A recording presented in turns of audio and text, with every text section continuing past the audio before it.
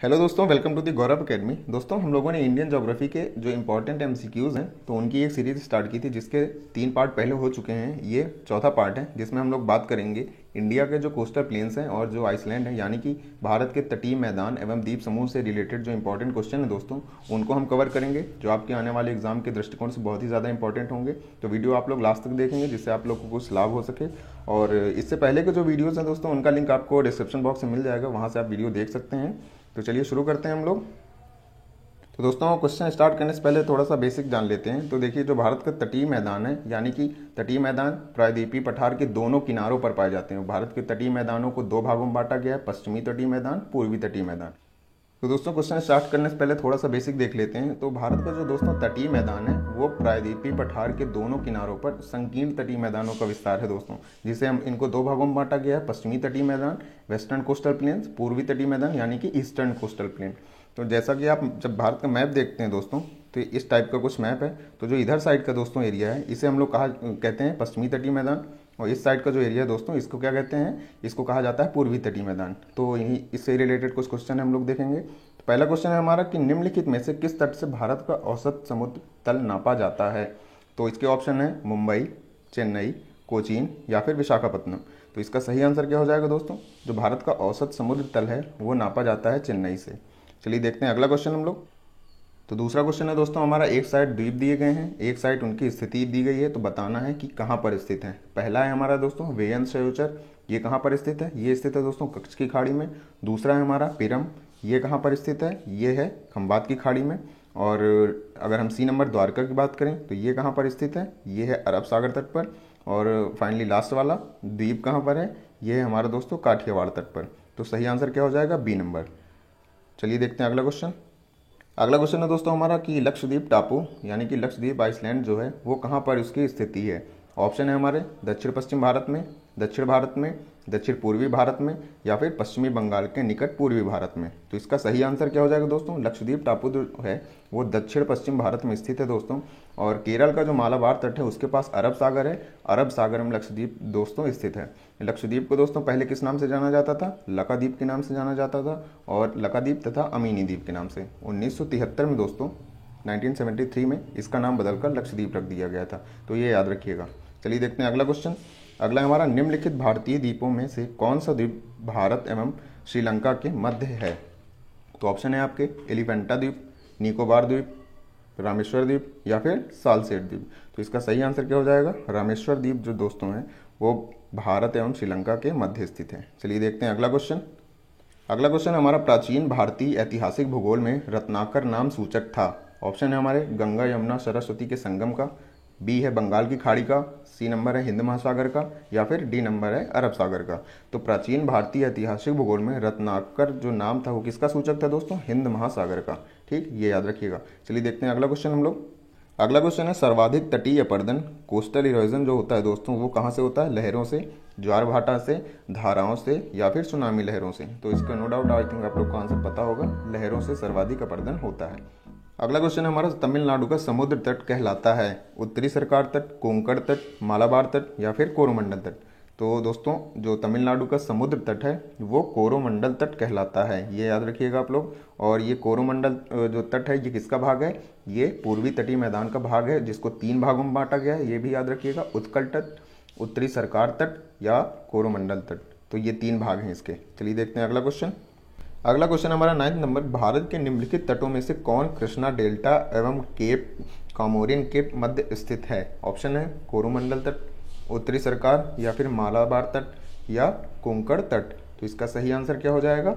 जो मालाबार तट है दोस्तों वो कृष्णा डेल्टा एवं केप कॉमोरिन के मध्य स्थित है। अगला क्वेश्चन हमारा 10वां नंबर, निम्नलिखित में से किसे केप कॉमोरिन के नाम से भी जाना जाता है। ऑप्शन क्या क्या है? मिजोरम, कश्मीर, कन्याकुमारी, गुजरात।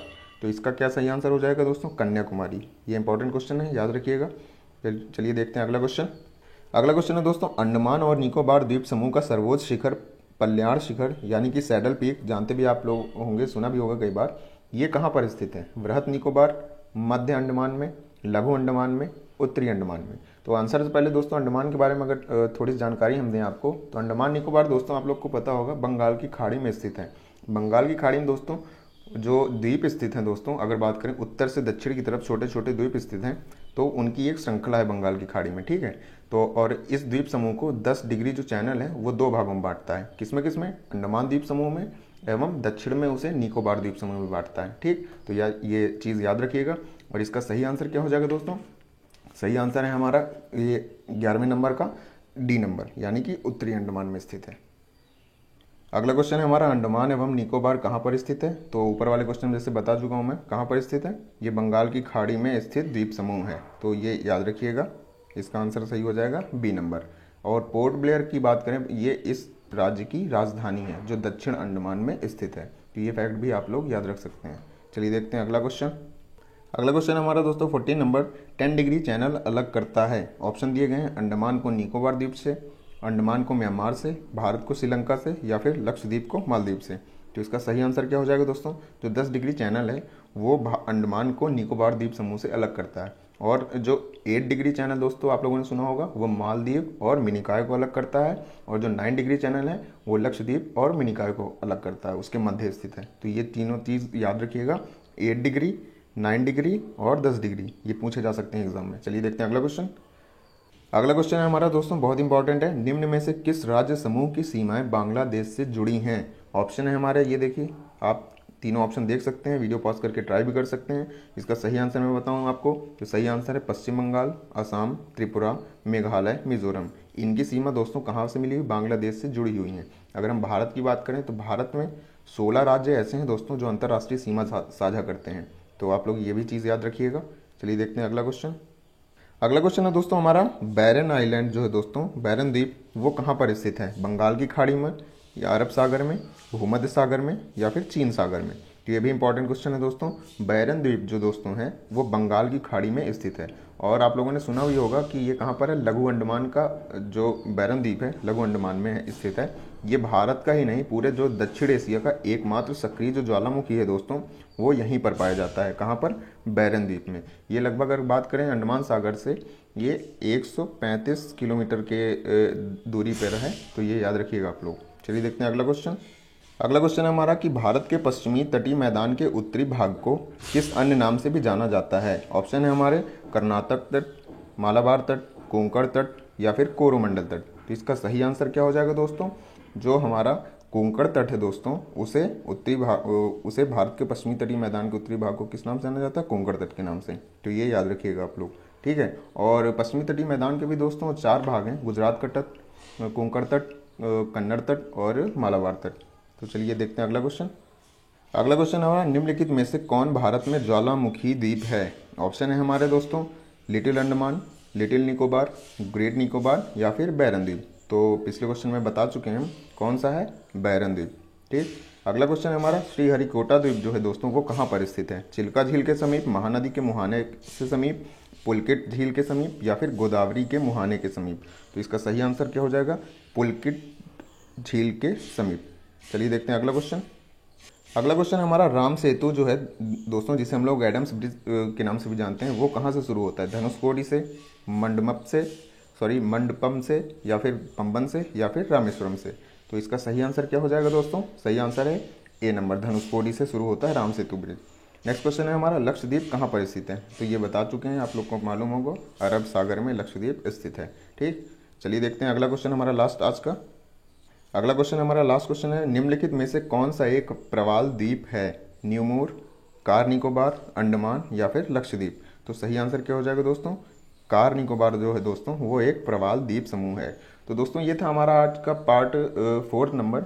अगर नेक्स्ट टॉपिक में हम लोग बात करेंगे इंडिया के जो इंपॉर्टेंट पासेज हैं और जो वैलीज हैं, यानी कि दर्रे और घाटियाँ हैं, उनसे रिलेटेड जो इंपॉर्टेंट क्वेश्चन है MCQ हैं उनके बारे में हम लोग डिस्कस करेंगे।